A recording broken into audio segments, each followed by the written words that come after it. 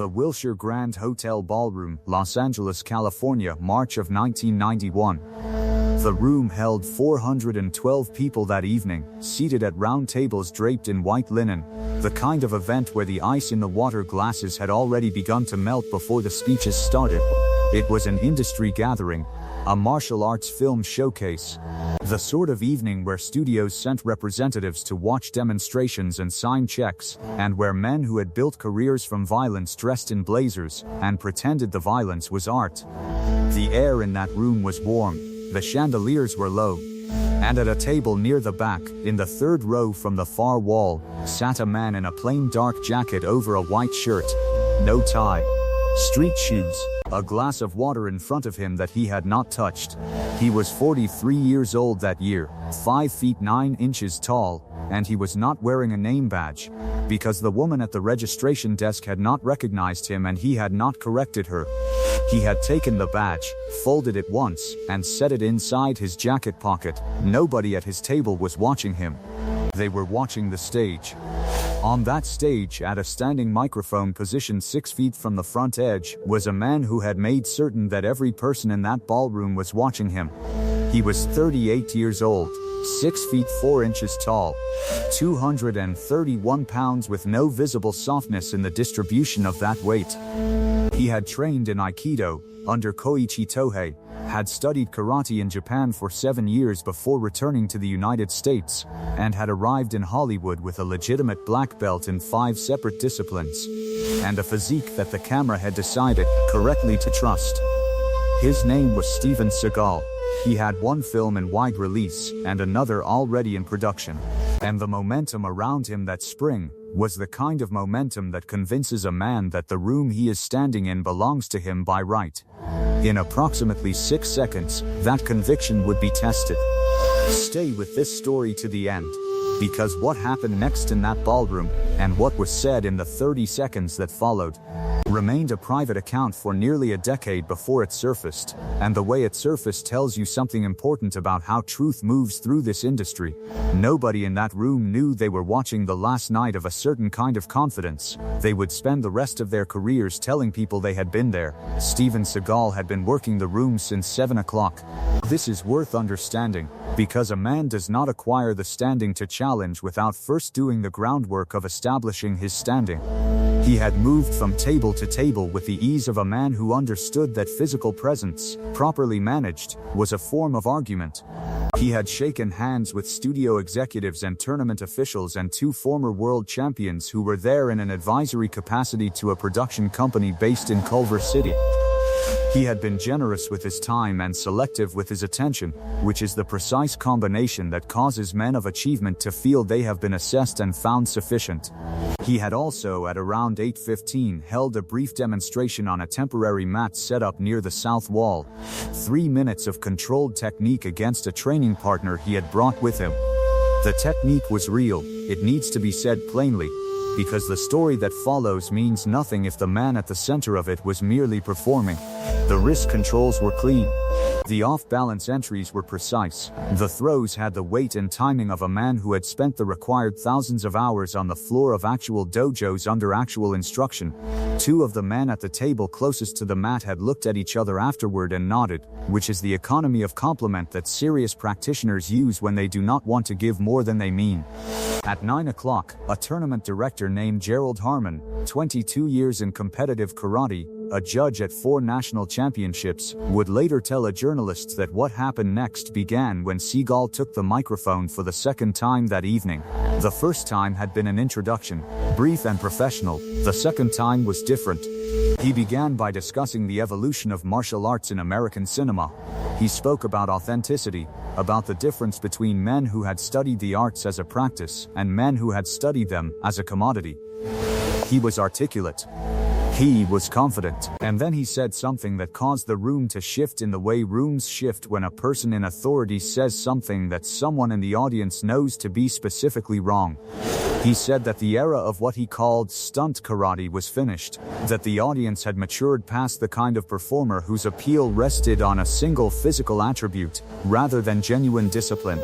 He did not name anyone, he did not need to. The men who had been in the industry long enough understood the architecture of the sentence he had built, and they understood who it had been built for. The man in the third row from the back wall set his glass of water down, not quickly. He set it down the way a man sets something down when he has decided that the conversation has changed and he intends to be present for the change. His name was Carlos Ray Norris. People who knew him well called him Chuck. People who did not know him well also called him Chuck, because there is a category of man whose name has become a fact rather than a courtesy. He was, at that moment, the holder of an 8th degree black belt in Tang Soo Do, a 6th degree black belt in Brazilian Jiu-Jitsu, and a 1st degree black belt in Shotokan Karate. He had been the undefeated professional middleweight karate champion of the world from 1968 to 1974, 6 consecutive years without a loss in professional competition. He had, in 1990, been named by Black Belt magazine as one of the top 10 martial artists in the world, a list compiled not by editors but by the votes of active practitioners in 23 countries. He had trained with Bruce Lee. He had earned the respect of men who did not grant it as a social gesture. He was sitting in the third row from the back wall in a plain dark jacket with no name badge and an untouched glass of water, and Steven Seagal, who was 38 years old and had been making films for less than 2 years, had just told 412 people that his era was finished. Seagal moved from the microphone toward the center of the mat. He made a remark, conversational in register, loud enough to carry, that was directed at no one in specific terms, and everyone in the room in actual terms. The precise wording has been reported in several ways over the years, and the truth of it is that words said aloud in large rooms are the first casualty of the stories that rooms later tell about themselves. What every account agrees on is the meaning, that the man Seagal was thinking of, whoever that man might be, did not belong in a room where serious artists were being discussed. That his reputation was built on a different, lesser kind of foundation. That the work, whatever its commercial success, was not the work of a genuine practitioner. He was looking at the mat when he said it. He was not looking at the third row. Gerald Harmon, who was seated 4 feet from the edge of the mat, put both hands flat on the table in front of him. He did this slowly.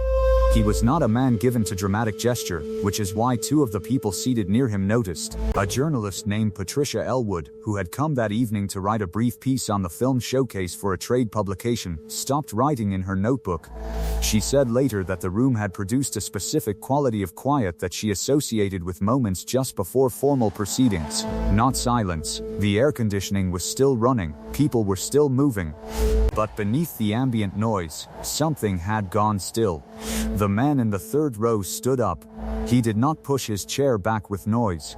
He did not draw attention to the act of standing.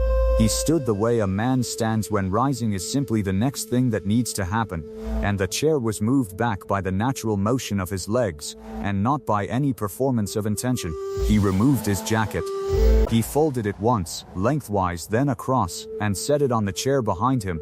He removed his watch and placed it on top of the jacket. These 2 movements took 11 seconds and nobody in his immediate area spoke during them. The recognition moved through the room the way temperature moves through still water. It started at the tables nearest the south wall, where the people with the longest tenure in the industry were seated, and it moved outward. A woman at the table adjacent to him touched the arm of the man beside her. The man looked. He was a stunt coordinator who had been working in film for 16 years, and he said, quietly, 1 word, which was a name. The name moved from mouth to ear across the room in the way that names move, when the name is the entire piece of information that anyone needs. By the time Chuck Norris had walked to the edge of the mat, 22 feet from where he had been sitting, 340 of the 412 people in that room knew who was walking. Steven Seagal turned. He has already lost. He just does not know it yet. If you want to find out what happened in the next 6 seconds, and why what was said afterward was kept private for 9 years, make sure you are subscribed and tell us in the comments where you are watching from tonight. People are tuning in from 6 continents, and we read every one. Norris stopped 8 feet from Seagal. He did not close the distance further. He did not speak first. He stood at 8 feet, because 8 feet is a specific and intentional measurement to a man who has spent 30 years understanding what distance means between two bodies in a space. A fight is not two men striking each other. A fight is a conversation conducted in the language of geometry. The man who controls the distance between two bodies controls the grammar of everything that can be said. 8 feet removes the possibility of an instinctive reach. It requires commitment before contact. It places the burden of initiation on the man who feels more urgency, and urgency in this context is a form of admission. Norris stood at 8 feet and waited. Seagal was 6 inches taller and 72 pounds heavier, and he was on his own mat, in a room that had spent 3 hours being arranged around his presence. None of that information was irrelevant. He had been a legitimate practitioner for 2 decades. The men who had watched his demonstration an hour earlier had not been performing admiration. And he was looking at a man in street shoes and a white shirt who had walked across a ballroom floor in front of 400 people and stopped 8 feet away without saying a word. Second 1. Seagal moved first. He was too experienced to rush and too aware of the room to retreat, which left him with one option, which was a controlled entry, a forward angle with the right shoulder. The beginning of an Aikido approach designed to control the center line and create a grip. It was the correct technique for the circumstance. It was what a man of his training was built to do. The entry was clean, the angle was precise. Norris moved 4 inches to his left. 4 inches. Not backward. Not a full pivot. 4 inches laterally, which is a measurement so small that 3/4 of the people in that room did not see it happen. What they saw instead was that Seagal's entry had landed in a place where Norris was not. Second 2. Seagal adjusted. This adjustment was itself a piece of information. The adjustment told Norris the speed at which decisions were being made. And it confirmed the read he had taken in the first second, which was a read about weight distribution and commitment depth. He had taken that read from 8 feet away, before either man had moved, because that is what 30 years on the mat produces, not speed, not power, but the ability to understand what a body is about to do from the way it is currently standing. Seagal brought his right arm in and redirected toward Norris's left side. Gerald Harmon said later that he had been in competition martial arts for 22 years, and that what he watched in the next 4 seconds was the most efficient sequence of events he had witnessed at close range. He said this once to the journalist and then declined to elaborate, because elaboration would have required him to use language about the sequence that he felt would diminish it. Second 3. Norris was inside Seagal's reach. The transition had taken less than a full movement, a half step and a shoulder turn that collapsed the distance from 8 feet to 14 inches without the mechanics of a traditional approach. Seagal registered the position change. A man of his training registers it immediately. The registration itself takes time, hundredths of a second. At 14 inches, hundredths of a second are a different kind of measurement. Second 4. The room went quiet in the particular way of rooms where 400 people have stopped making the small involuntary sounds of existence. The air conditioning continued. The light from the chandeliers continued to fall on the linen and the empty glasses and the stopped hands of the people seated at tables. A forklift was moving freight in a loading dock on the east side of the building, 430 yards from where 2 men were standing 14 inches apart. The world continued its work. Second 5. Norris had control of Seagal's right wrist and a position at his outside angle that removed 3 of the 4 directions in which Seagal could move with any mechanical advantage. The 4th direction, backward, was available. It was the only direction available. A man with Seagal's experience understood in the 5th second what that meant. Understanding it and accepting it are 2 different events, and the distance between them is where the 6th second lived. Second 6. The stunt coordinator who had said the name, 2 tables back, would tell his son 15 years later that he had watched men fight in film, and in competition, and in the back rooms of gyms where nobody kept score. And that the specific stillness of those 6 seconds was different from all of those. He said the difference was that there had been no performance in it. Not from either man. He said that what he had seen was 2 men having an honest conversation in a language that most people in the room did not speak. and that the conversation had been completed, as the best ones are, in very few words. Norris did not throw a strike. He had positioned the geometry of the encounter so that the strike existed, so that its possibility was present and understood and as visible to Seagal as it was to him, and then he held it there. 1 inch from completion. The intention fully formed and fully withheld. The hand open. He extended it. It was the left hand. Not the hand that had controlled the wrist. Not the hand that carried the conclusion of the sequence. The left hand. Open. Extended at waist height. Palm up. It is a specific gesture in its construction. It offers without diminishing. It ends without erasing. Seagal looked at the hand. He looked at it for a duration that the people nearest to the mat would later estimate at between 4 and 7 seconds, which is a wide variance that speaks to what happens to the perception of time in rooms, where no one is breathing at their normal rate. He took it. What was said between them in the 30 seconds that followed, only 2 men heard. One of them told no one. The other told one person, 9 years later, in a context that was not intended for public record, and the account of what he said passed through 2 further conversations before it was written down. Accounts of this kind lose precision with each telling. What remained in every version, through all of the telling and retelling, was not the words varied, but the tone. Every account of the tone agreed. It was quiet. It was direct. And Seagal, whatever the words were, responded to them in a register that the man nearest to the mat characterized, when asked, as honest. There are 2 ways a man stands at the end of a moment like that one. He stands in the posture of apology, which is a forward lean, a lowering of the eyes, a making small of the frame. Or he stands in the posture of explanation, which is an upright spine and a reason and a face that is looking for confirmation. Seagal stood in the first posture. This was noted by Gerald Harmon and by the stunt coordinator, and by Patricia Elwood, who had resumed writing in her notebook by then. Norris released the handshake. He turned. He walked back across 22 feet of the room, and the room watched him do it the way rooms watch a thing they know they will be describing for the rest of their lives. He picked up his watch from the jacket. He placed it on his wrist. He picked up the jacket. He carried it over his left arm, not put on, just carried, and he walked toward the exit.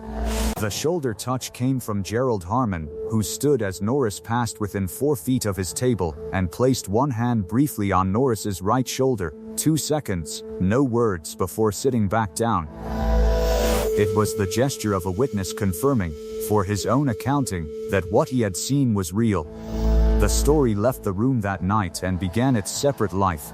It traveled first through the people who had been seated near the mat and had seen the full 6 seconds. From them it went to their training partners and their production contacts and the people they trusted, which is to say it went sideways through a network of practitioners before it went up through any public channel. The story that traveled in the first 6 months was relatively stable. It had the mat and the room, and the 2 men and the handshake and the posture. It did not yet have the private sentence, because the private sentence was still private. By the time it had traveled 18 months, it had acquired details it had not started with. In some versions, the room was larger. In others, there had been additional exchanges before the 6 seconds. Challenges and counter-challenges that had not occurred. The 412 people had become, in the most embellished version, 800. The stories that grow are not lies exactly, they are the result of imprecise memory and the human tendency to give important events the scale they feel they deserve. Gerald Harmon gave one account, once to the journalist Patricia Elwood. It was a short account. He said he had been present, and that the events had occurred, and that anyone who told the story differently was working from a different room than the one he had been sitting in. He said one other thing, which was that in 22 years of watching martial artists compete and demonstrate and encounter one another, he had never watched a man make the decision that Norris had made, not the physical decision, but the decision about what the physical capability was for, and feel that he was watching something casual. He said it did not feel casual. He said it felt like a position that had been arrived at over a very long time. He told Elwood this in 2000, 9 years after the ballroom Chuck Norris did not tell the story. He was asked about it once, in an interview, in terms oblique enough that the question could be deflected by a man who chose to deflect it, and he deflected it. He said that the martial arts had given him the most important things he had received in his life, and that the purpose of what he had been given was not the purpose people usually supposed. He did not elaborate. The interviewer moved on. Steven Seagal did not tell the story either, which is its own kind of statement. A man who emerges from a moment like that one in the posture of explanation tells the story in the terms that explain.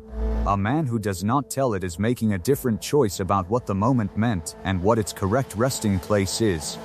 What remained after both men chose silence was the story as the room had witnessed it.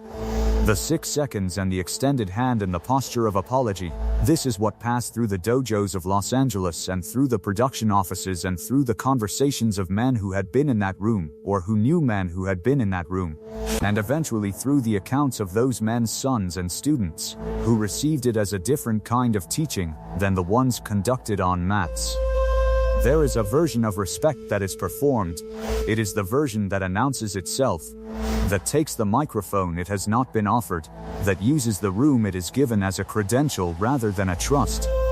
This version of respect is recognizable. It is loud in the right registers and quiet in the wrong ones, and it mistakes the performance of the thing for the thing itself. And then there is the version that a man carries into a ballroom in a plain jacket with no name badge and an untouched glass of water, and that he shows not by speaking but by standing, and not by striking but by stopping, and not by winning but by what he decides the winning is for. What Steven Seagal said on that stage was what a man says when he is certain that the room is his. What happened 6 seconds after that certainty was tested was not a demonstration of a technique or a competition between practitioners. It was a demonstration of what 30 years of actual discipline produces in the body and in the character of the man who has lived with it, and the distinction between those two things, the body and the character, is the distinction that every genuine teacher eventually discovers, is the only one that matters. The room in the Wilshire Grand Hotel is gone now. The chandeliers are different and the carpet is different, and the configuration of tables that held 412 people on a March evening in 1991 has been arranged and rearranged for other evenings and other purposes. The men who were there have aged in 2 other rooms. Some of them are gone. The story is still moving. It arrived here tonight, from a loading dock 430 yards east of where 2 men stood 14 inches apart. And from the hand that stopped 1 inch short, and from the question that only the man on the receiving end of that hand could answer. He answered it correctly. That matters more than the 6 seconds. Next time we will look at the evening in 1986 when Chuck Norris walked into a dojo in Burbank, California, and a former Olympic wrestler with a 17-year undefeated record told him that Black Belt magazine had made a mistake. We will talk about the 23 seconds that followed, and about the instructor who watched from the doorway and said afterward that he had never, in 40 years of martial arts, seen patience used as a weapon with that level of precision. That story is coming next week. Make sure you are here for it.